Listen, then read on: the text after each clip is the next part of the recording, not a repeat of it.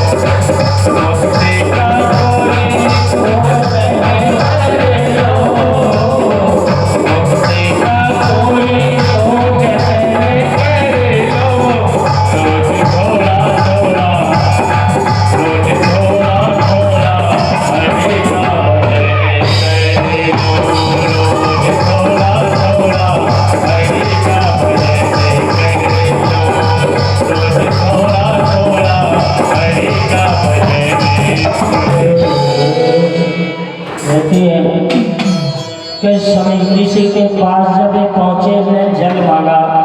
उसी समय क्या हुआ था, कुछ मिनट पहले इंद्रलोकेशु तेज सर्पा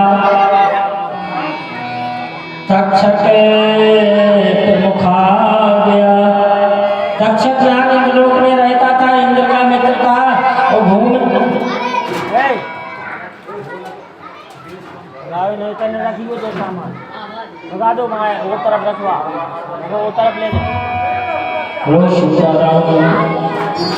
कहते हैं कि राजा परीक्षित के कुछ देर पहले इंद्रलोक से तक्षक नाग आया था और वरक नाम के गंधर्व से झगड़ा हुआ, मारा गया। और यह सर्पों का राजा था, इसकी मृत्यु के बाद सर्पों का नाश हो जाता, इसलिए इसको जीवित करने के लिए कथा जोड़ती है। राजा परीक्षित ने जब जल मांगा, समीप ने नहीं दिया, भगवान से अंदर साक्षात्कार कर रहे थे, भीतरी अभियान कर सूची से भगवान को जोड़े हुए थे। उसी समय ने वहां मरा हुआ सर्प 7 बार घुमा कर डाल दिया। ऐसे ब्राह्मण की, साधु के अंदर की जो काम क्रोध लोभ और मत्सर की ग्रंथियां हैं, ये बंधी हुई हैं।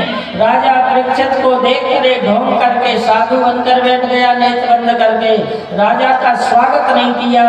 ये राजा के कलयुग के बैठने से बुद्धि विपरीत हो गई। जब धर्मज्ञ राजा परीक्षित जैसे बिगड़ सकते हैं तो हमारी तुम्हारी विशाख क्या। इसलिए कलयुग में भजन करना लिखा है। राजा परीक्षित ने ऐसा कर्म किया, चले गए। एक ब्राह्मण ने इनके पुत्र श्रृंगी से कहा, श्रृंगी ने निकाला सर्प और श्राप दिया। 7 दिन रात 7 सर से मनुष्य उत्पन्न, 7 लोग ऊपर 7 नीचे, कोई भी उस दुष्ट राजा की रक्षा ना करे। यही सर्प जीवित होकर 7वें दिन उसे काट रहे।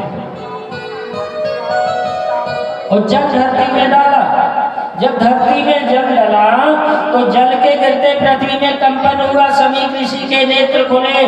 चमन, गौतम, मंगरा, जाबाली, वशिष्ठ, ध्यान देना कहाँ कहाँ महेंद्र पर्वत है। आंध्र प्रदेश में परशुराम रह गए, जबलपुर में जाबाली, गालो ऋषि जयपुर में, भरद्वाज, इलाहाबाद, सारे संसार में यत्र तत्र 9 खंड पृथ्वी पे महात्माओं ने। और जब देखा कि पृथ्वी में भूकंप क्यों आया, धर्मज्ञ राजा छत्रपति परीक्षित के लिए एक ब्राह्मण ने श्राप दे दिया है छोटी सी गलती पर। ब्राह्मण अग्निमुख होते, जो तपस्वी ब्राह्मण है तेज होते हैं। ब्राह्मण के अंदर क्षत्रत्व कहाँ से आ गया, लड़ने झगड़ने का गुण। ये सारी कथाएं शास्त्रों में हैं। और ब्राह्मण की जब बात आती है तो क्रम से मैं समझाऊं कि ऐसे से ऐसा है, जैसे फोन की टावर यहाँ से वहाँ जाते हैं, ऐसे ब्राह्मण से आशीर्वाद और नुकसान दोनों हमें मिलते हैं। नुकसान भी मिल सकता है, आशीर्वाद भी मिल सकता है। 4 हाथ के भीतर कोरेना में 4 ही हाथ की बात थी, 6 फुट की है ना। 4 हाथ के भीतर कलयुग में 4 हाथ के भीतर आदान प्रदान हो जाता है, आशीर्वाद और स्पर्श और सब कुछ। 4 हाथ के दूर कुछ भी हो रहा है, गलत दृष्टि से देख रहे हो, पाप नहीं लगेगा। 4 हाथ के भीतर आओगे तो लग जाएगा। 4 हाथ के भीतर ब्राह्मण देवता है, अपने माता पिता को प्रणाम करोगे आशीर्वाद मिल जाएगा, दूर से करोगे नहीं मिलेगा। क्यों? कलयुग में 6 फुट की दूरी है। इसलिए ये बना कहाँ से? आचारहीनम न पुनन्ति वेदा अतप्यधीता सदरंगी छन्दासेन मृत्युकाले त्यजन्ति नीडम सकुत्ताय विजात पक्षा। जो व्यक्ति आचारहीन, आचार संहिता चुनाव लगा था ना, आचार संहिता लगी थी। यहाँ से जल हटा दो, आप होते ले जाओ, सब सिस्टम बिगड़ रहा हो, हम आओ, समझ गए। आवाज आएगी, हमारी कथा नहीं हो, सुई की नोक भी नहीं करना चाहिए।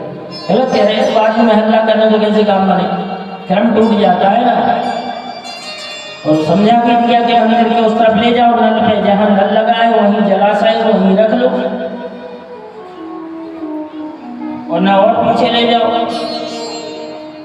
आचार लभते आयु चारा दीप्ता प्रजा।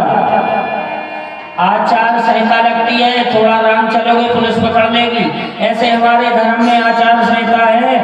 शिक्षा, कल्प, वेद, पुराण, शास्त्र, उपनिषद सब पढ़े हैं आपने। और आप 1 साल के भीतर नहाना 1 साल में 1 दिन भी वो काम करना छोड़ दोगे जो भगवान को प्राप्ति करने में कर रहे हो। नहाना धोना टाइम पे, भोजन करना 1 साल के लिए 1 दिन छोड़ दोगे तो तुम्हारा वो 1 साल का तप खंडित हो जाएगा। इसलिए कहते हैं आचार लभते आयु चारा देवता प्रजा, आचार धर्मक्ष चारा हंतरम लक्षण। मनुष्य आचार से आयु को प्राप्त करता है। आयु बड़ी हमारी कैसे होती है, कम क्यों होने लगी? 30 साल की आयु हमारी कम हो गई, 70 की बची।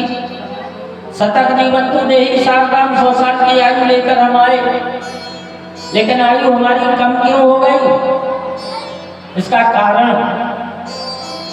मनुष्य आचार से आयु प्राप्त करता। वो आचार है क्या?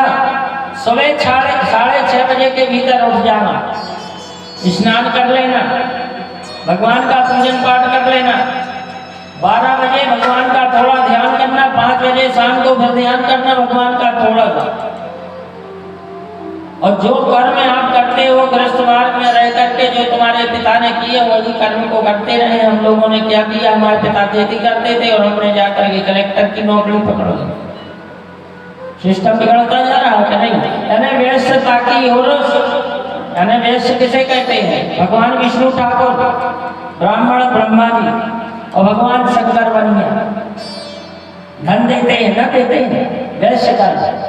शंकर जी के पास कुछ नहीं है, सब कुछ दान करते हैं, इसलिए भगवान शंकर जो हैं सब कुछ देने वाले हैं। वैश्य कर्म उसको स्वीकार करते हैं। 4 वर्ण देवताओं में, 4 मनुष्यों में, 4 पितरों में, 4 देवताओं में, सब में 4 वर्ण हैं। 4 वर्ण के राक्षस प्रजाति के देवता रहते हैं। सारी चीजों में 4 वर्ण है, लेकिन कलयुग में द्वापर लगने पर ये सब एक से हो जाते हैं। तो हमें ध्यान कहाँ देना है? दुराचारी पुरुषो लोके भवति निंदता दुख भागी जा सत्यम व्याधि तो अल्पाप योजा। दुराचारी मनुष्य जो है वह आयु को कम कर लेता है। पूजा पाठ नहीं करना, दिन रात पेट के पीछे भागते रहना, है ना, धन के पीछे, तो सारे धर्म कर्म हम भूल जाते हैं। जब तो आयु हमारी कम होने लगती है, ब्लड प्रेशर, शुगर, टीबी वगैरह ये बढ़ने लगते हैं। ये बढ़ते क्यों है? ब्रह्मा जी से पूछा था यमराज ने कि मेरे यहाँ कोई भी नहीं आता, जो मरते हैं सब वैकुंठ स्वर्ग जहाँ यहाँ आ जाते हैं। तो इन्होंने बताया था काल को पीछे देखा, पीठ की तरफ काल उत्पन्न और शीतला माता, इनसे 108 रोग पैदा हुए। प्रथम कौन हुआ? काल। काल का मतलब cancer, TB, sugar, blood pressure, ये जो 108 रोग हैं ये मृत्यु को साथ में कर दिए। जो माता पिता का अपमान करें उनके घर में रहना, जो पत्नी को रोज पीटे उनके घर में रहना, जो पुत्र को शिक्षा प्रद ना करें उनके संस्कार का हास करें उनके यहाँ रहना, जो समाज को कुप्रथा फैलाए उल्टे सीधे रास्तों पर ले जाए उनके यहाँ रहना, जो दहेज ले उनके घर में वास करना। आत्महत्या कहाँ से प्रकट होती है? दहेज लेने से। लक्ष्मी स्त्री है, कौन है? लड़की। बहू से बड़ा संपत्ति नहीं है गाड़ी बंगला, 20 लाख रुपया, 1 एकड़ पे 1 लाख, 1 एकड़ पे 1 लाख, है ना। यानी लड़की का कोई महत्व नहीं जिसका नाम लक्ष्मी है। तुमने अलक्ष्मी का साथ कर लिया, नासवान अलक्ष्मी का, इसलिए रोग तो तुम्हारे घर में होंगे। और किसी दिन झगड़ा हुआ तो बहू ने कहीं फांसी टांग ली या कोई और ने टांग लिया। ये शास्त्र कहते हैं। एक एक बात शास्त्र की सत्य है। शास्त्र विहित कर्म करने से महापाप लगता है, हमें नुकसान होता है, और शास्त्र पर चलने से हमारा जीवन धन्य हो जाता है। आचार फलते धर्म चारा फलते धर्म, आचार क्षेम आपनोति आचार हंत लक्षण। आचार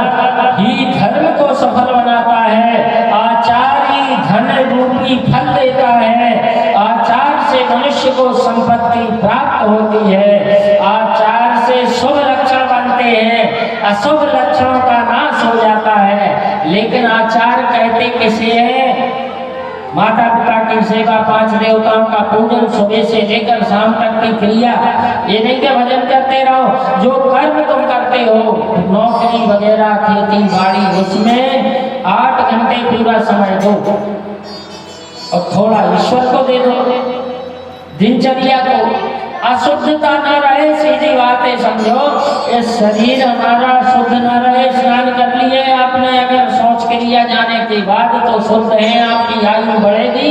और नहीं तो आपके साथ में चंडाल रहता है उतने समय तक। स्त्री पुरुष बच्चे पैदा करते हैं, जब तक स्नान नहीं करते, जब तक वो चंडाल बने रहते हैं।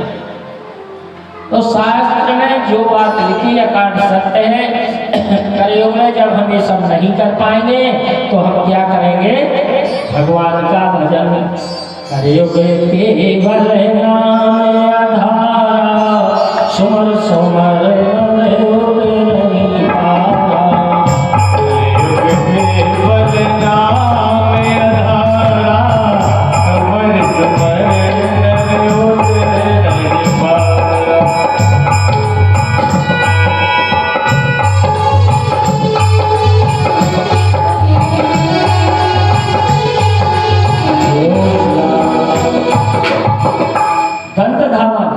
किस दिशा में करते हैं?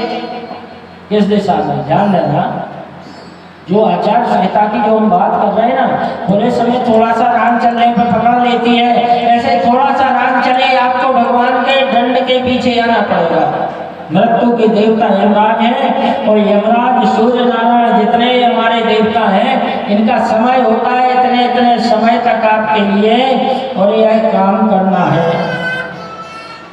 तो दान देने